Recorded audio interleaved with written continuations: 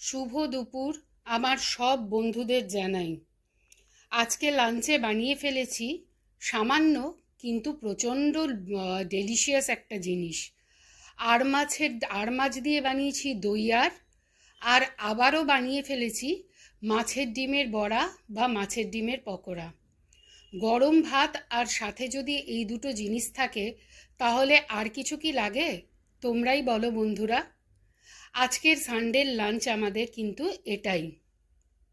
সবাই কে কী লাঞ্চ করলে বলো, আর রান্নাগুলো কেমন হলো, ডিশগুলো কেমন হলো সেটা কিন্তু কমেন্টে জানিও।